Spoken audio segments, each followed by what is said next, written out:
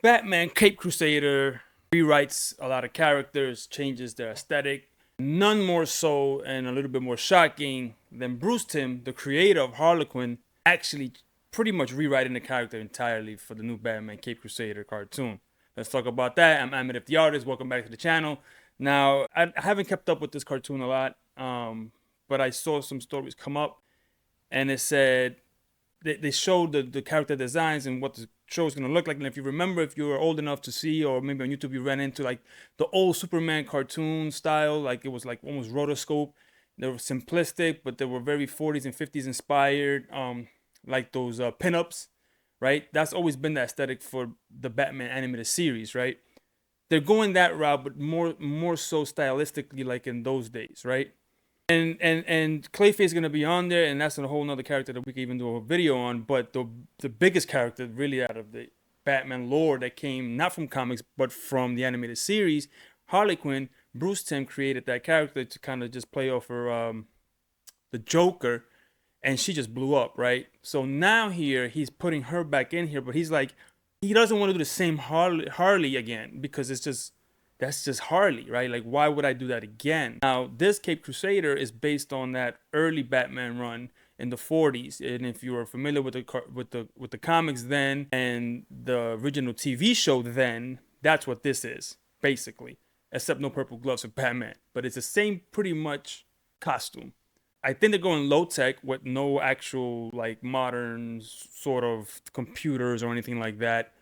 It's just like a detective stories, right? Which is, it could be great. Like it's a grittier noir maybe styled show, which is great. But again, Harley to me stands out because they're changing her color scheme from black and red to green and yellow and black. She's a little bit more chubbier now. She's not that like a bombshell, and she's Asian, which is not really a problem for me. But they also switch who she is, right? So when she's the Doctor in the regular series, the original, she's serious, but when she's Harley, she is like jubilant, right? She's maniacal, but she's happy. Here he says he's twisting it around, and he's like, well, no, when she's the Doctor, she's happy.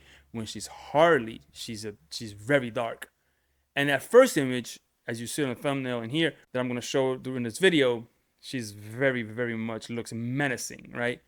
I don't know what they're gonna do with the character. I don't know how they're gonna sort of use her when she's that menacing. Whether she's just gonna be like tough menacing, or pulling strings menacing, or like a serial killer. I have no idea. But I mean, some people might have a problem that, oh, she's Asian, she's fat now, and the colors. Oh my God, they're doing this. Well, listen, if anyone can change the character, it's the person who created the character. So we have to give them space.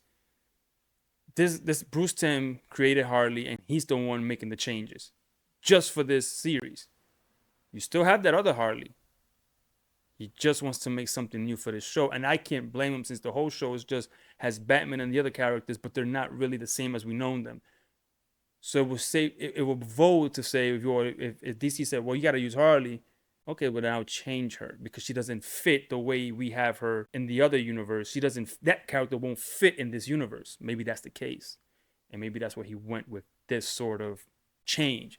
But we have to see it play out. It could be terrible, or it could be great, and we're like, wow, we have two different Harleys now in two different universes that are awesome in their own separate ways by the same creator. That would be crazy if the creator can make one character different in two different universes and just as popular. So we have to give them that benefit of the doubt, you know. So let's just see how it plays out. I know the internet will want to go crazy on it, but let's see what this show is. I can't wait for it. They all drop at once in August on Amazon, so I'm all for it. I'm there for it. This show was about not to happen until Warner licensed it out. It was gonna get canned because, not because it was bad, but because they just needed tax breaks, right?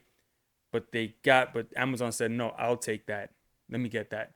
And they saved it. So if it's great, we might get a run on Amazon season after season. So let's just hope that that's the case. If it's terrible, then it's terrible.